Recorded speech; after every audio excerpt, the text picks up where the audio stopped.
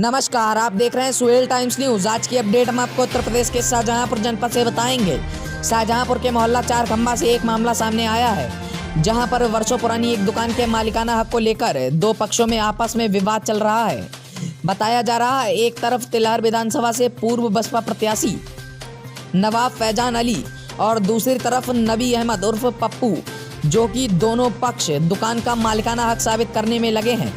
लेकिन अब इस मामले ने इस बात को लेकर तूल पकड़ लिया है कि नवाब फैजान अली ने सभासद जाकिर खां पर इस बात का आरोप लगाया है। इस पूरे मामले में सभासद का हाथ है। लेकिन जब हमने बात करी सभासद जाकिर खां से, तो उनका कहना है कि यह सारे आरोप गलत हैं।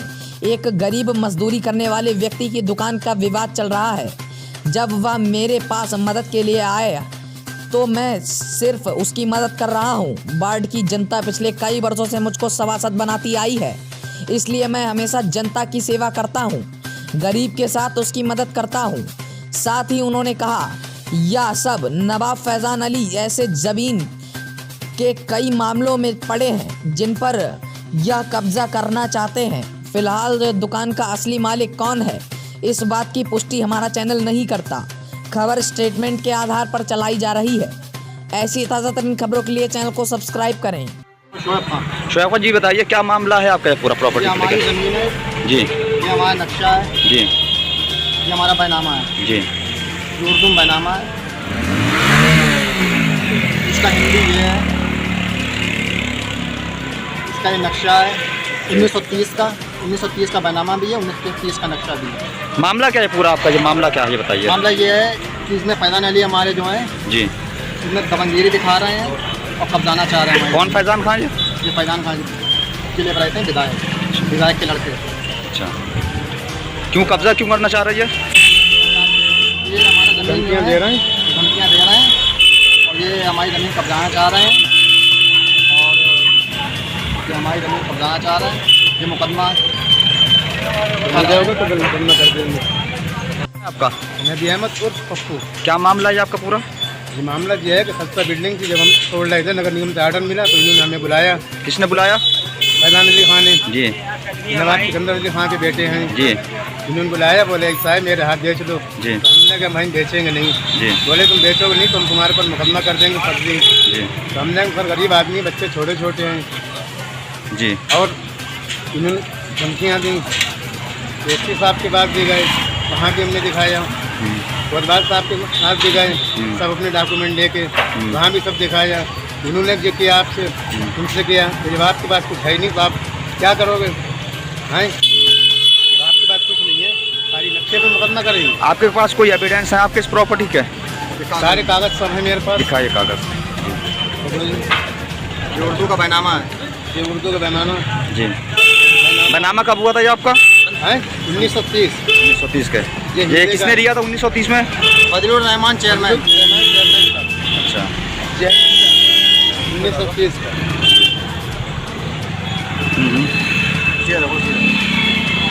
ठीक है, ठीक है। और फिर उसके बाद क्या हुआ? उसके बाद फिर हम मदद के लिए गए थे मेंबर साहब के पास। जी, कौन मेंबर? जाकिर मेंबर जी, आदमी बेचारे बहुत बढ़िया हैं, जी, मदद हमारी कर रहे हैं। जी। अगर वो बढ़िया ना होता तो 5 साल कैसे मेंबरी उन्होंने जीती है, बढ़िया की वजह से मेंबरी जीती है उन्होंने। तो पुलिस क्या कर रही है इस मामले को लेकर? पुलिस ये कह रही है जी, प्रशासन पूरा मेरी तरफ है। अच्छा, ईमानदारी की कह रही है, जी। कागज को देख के। अच्छा, और इसके आगे हम क्या बोलेंगे? ये सारे डॉक्यूमेंट हमारे पास, ये सब दाखिल खारिज है। जी।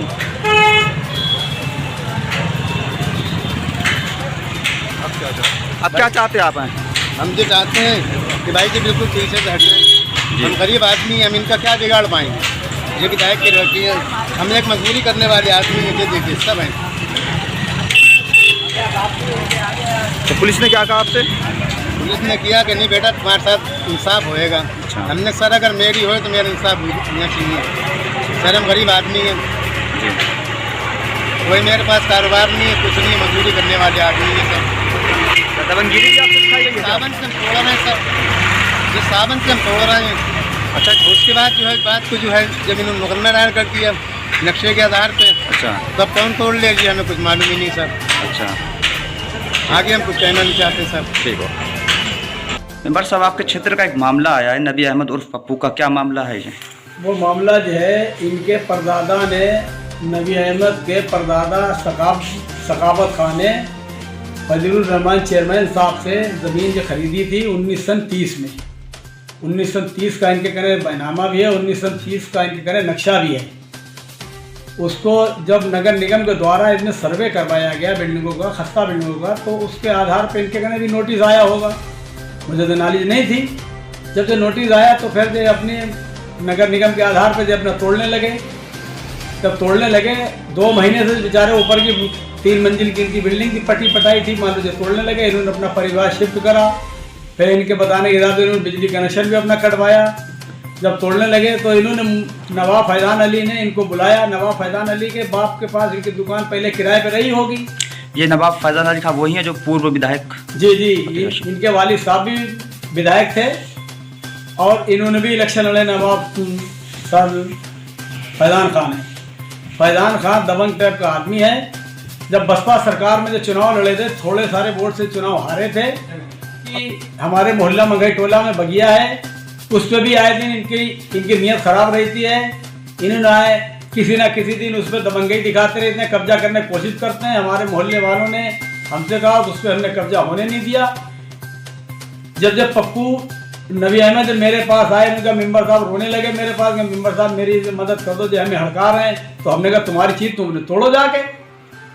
तो प्रशासन ने जब उन्हें तोड़ने में लगाया तो इन्होंने फैजान अली ने तहरीर दी इनके खिलाफ। दोनों पार्टियों को बुलाया गया, इन्होंने अपने पेपर दिखाए, अपने पेपर दिखा। पेपर दे के प्रशासन ने नबी अहमद की ही मदद करी कि तुम्हारे कहने पेपर सही है और आपकी किराएदारी कुछ नहीं, आप उसमें दबंगई मत दिखाओगे। फिर जब कप्तान साहब करने गए, कप्तान साहब ने भी बुलाया दोनों पार्टियों को। कप्तान साहब ने भी पेपर दिखाए, इनके कहने कोई पेपर नहीं है। ये केवल आए दिन उसे पप्पू को धमकाते रहते हैं। और 151 में एकदम उन्होंने उसका चालान भी करवाया था, उसे बंद भी इन्होंने करवाया था। जो दबंगदार का आदमी है, हमारे मोहल्ले में तराई में 2 डिसमिल किसी की ज़मीन खरीद लेते हैं, पूरे खेत पे कब्जा करना चाहते हैं। हमारे मोहल्ले वाले भी इसके कई लोग पीड़ित हैं। जब प्रशासन के पास पहुंचे नबी अहमद, तो प्रशासन ने पूरी ईमानदारी से, प्रशासन ने पूरी ईमानदारी से नबी अहमद की मदद करी है। और प्रशासन ने मदद क्या करी, कागज देख के मदद करी ईमानदारी से। कोई कार्रवाई की बात की प्रशासन ने? नहीं, प्रशासन ने कार्रवाई क्या, मान लो प्रशासन ने क्या, मान लो ठीक है तुम्हारे पेपर सही हैं, अपने तुम्हारा मकान है, अपने उसी हिसाब से। अब मेरे ऊपर जो आरोप लगा रहे हैं, हम तो समाज सेवी के आदमी हैं। 4-4 बार हमें मोहल्ले ने जिताया है, तो समाज सेवी का आदमी है, तो इसीलिए जिताया है। गरीब आदमी की मदद बताया। मुकदमा भी चल रहा है उस प्रॉपर्टी को। तो इन्होंने नबी अहमद ने बताया, नबी अहमद ने मुझे ये बताया कि इन्होंने एक मुकदमा भी कर दिया है। तो हमने कहा तुम भी अपनी पैरवी करो। तो इन्होंने पैरवी करी। इन्होंने एक फर्जी स्टे नबी अहमद दिखाया मेरा स्टे, तो उसमें इनके नबी अहमद के वकील ने क्यूरी डाली, उस पर कोई स्टे नहीं है। और आज तक ये स्टे लेके कप्तान साहब का फैजान अली गए भी नहीं है। क्यों फर्जी स्टे दिखा रहा है? पूरे प्रशासन को पूरी तरीके से पता है कौन गलत है, कौन सही है और किसके पेपर है। ठीक जी मेंबर साहब, वो भारतीय जनता पार्टी पर भी आरोप लगा रहे हैं, बता रहे हैं कब्जा करवाते हैं प्रॉपर्टी पे। वो जो आरोप लगा रहे हैं वो आरोप गलत है। बसपा सरकार से आप ले लीजिए, बसपा सरकार में जब जो चुनाव लड़े थे फैजान अली खान, तो यदि सरकार आई, समाजवादी सरकार में भूमि माफियाओं का बहुत जलवा रहा। कहीं किसकी ज़मीनें कब्जा कराते थे, कहीं किसकी ज़मीनें कब्जा कराते थे। हमारे माननीय मुख्यमंत्री जी योगी जी, उन्होंने इतना बढ़िया काम करा है, गरीबों की ज़मीनें खाली कराई हैं और भूमि माफियों को जेल में डाल दिया है। आज गुंडई नाम की चीज़ कदेश शाहजहांपुर उत्तर प्रदेश के अंदर गुंडा दूर दूर तक नहीं दिखता है। आज से गुंडई छोड़ चुके हैं। हमारे माननीय प्रधानमंत्री की नीतियाँ इतनी बढ़िया हैं, हिंदू मुस्लिम का कोई भेदभाव नहीं करते हैं, सबको योजनाएं बराबर से मिल रही हैं। कभी भी कोई ऐसी योजना नहीं होती है जो खाली हिंदू भाइयों के लिए, मुसलमान के लिए ना हो। ऐसा गलत उन पर आरोप लगता है। सबको मिलता है। उससे ज़्यादा योजनाओं, गरीब आदमी मुसलमान है सब में ज़्यादा, उन योजनाओं से फ़ायदा सबको मुसलमान को ज़्यादा कर होता है। और आने वाले टाइम में जो मुसलमान जो भी आएगा तो मुसलमान का बढ़ाव ज़्यादा कर होगा भारतीय जनता पार्टी की तरफ। और माननीय हमारे मुख्यमंत्री जी, उनके नाम से गुंडा दूर तक अपनी दिखता कतई। हमारी बहन बेटियाँ जो भी हैं, महिलाएं शहर के अंदर खुलेआम अपने मार्केट करती हैं, कोई डर खौफ नहीं रहा है। और ऐसी सरकार हमेशा के लिए मैं चाहता हूँ बनी रहे। विरोधी लोग तो बुराई करते रहेंगे और करते हैं और करते रहेंगे, इनकी बुराइयों तो कोई फर्क नहीं पड़ता है। आने वाली 24 में सरकार फुल बहुमत से बनेगी। फिर दूसरे चैनल के हिसाब से जब मान लो मेरी छवि खराब कर रहे हैं तो मेरी छवि नहीं खराब कर पाएंगे। हमारा मोहल्ला मेरे साथ है। आज इनके साथ एक ज़माना वो था कि इनके वालिद साहब इतने बढ़िया आदमी थे कि पूरा मोहल्ला इनके साथ था। पहले इनको 42,000 वोट मिला था, बसपा सरकार में चुनाव लड़े थे। फिर इन्होंने बसपा सरकार में रह के दलाली बट्टा इन्होंने चटोरों ने शुरू करा। तो उसके बाद जब दूसरा चुनाव लड़े तो उन्हें 4200 वोट मिला। पूरे शाहजहानपुर ने नकार दिया। और इनके छोटे भाई पन्नू, वो आज बेचारा लखनऊ में है, उसके भी मकान पे इनने कब्जा कर रखा है। उन्होंने मुझे लखनऊ से फोन करा, बच्चा मेरा निपटवा दो। कई बार पन्नू ने मुझे फोन करा लखनऊ से, कई बार पन्नू ने मुझे लखनऊ से फोन करा, बच्चा मेरे घर पे कब्जा कर रहे हैं और जो मेरा निपटवा दो। तो हमने कहा बेटा तुम्हारे भाई के मसला इतना निपटवा लो भाई, हम तुम्हारी पंचायत नहीं कर पाएंगे। तो इसलिए छोटे वाले भाई के भी मकान पे कब्जा करा, उसे बेचने नहीं दे रहे हैं। 3 पड़ोसियों को परेशान करते रहते हैं। आए दिन इनकी मेरे पास शिकायतें आती रहती हैं। बोर्ड की हमारे मोहल्ला मंगई टोला में बगिया है, उस पर भी आए दिन इनकी नीयत खराब रहती है। इन्होंने आए किसी ना किसी दिन उस पर दबंगई दिखाते रहते हैं, कब्जा करने की कोशिश करते हैं। हमारे मोहल्ले वालों ने हमसे कहा उस पर हमने कब्जा होने नहीं दिया। जब पप्पू नबी अहमद मेरे पास आए, उनका मेंबर साहब रोने लगे मेरे पास, मेंबर साहब मेरी मदद कर दो जो हमें हड़का रहे हैं। तो हमने कहा तुम्हारी चीज तुमने तोड़ो जाके। तो प्रशासन ने जब उन्हें तोड़ने में लग्गा लगाया तो इन्होंने फैजान अली ने तहरीर दी इनके खिलाफ। दोनों पार्टियों को बुलाया गया, इन्होंने अपने पेपर दिखाए, अपने पेपर दिखा। पेपर दे के प्रशासन ने नबी अहमद की ही मदद करी कि तुम्हारे कहने पेपर सही है और आपकी किराएदारी कुछ नहीं, आप उसमें दबंगई मत दिखाओ। फिर जब कप्तान साहब करने गए, कप्तान साहब ने भी बुलाया दोनों पार्टियों को, कप्तान साहब ने भी पेपर दिखाए, इनके कहने कोई पेपर नहीं है। जो केवल आए दिन उसे पप्पू को धमकाते रहते हैं। और 151 में एक बार उन्होंने उसका चालान भी करवाया था, उसे बंद भी इन्होंने करवाया था। जो दबंगदार आदमी है, हमारे मोहल्ले में तराई में 2 डिसमिल किसी की जमीन खरीद लेते हैं, पूरे खेत पे कब्जा करना चाहते हैं। हमारे मोहल्ले वाले भी इसे कई लोग पीड़ित हैं। जब प्रशासन के पास पहुंचे नबी अहमद तो प्रशासन ने पूरी ईमानदारी से नबी अहमद की मदद करी है।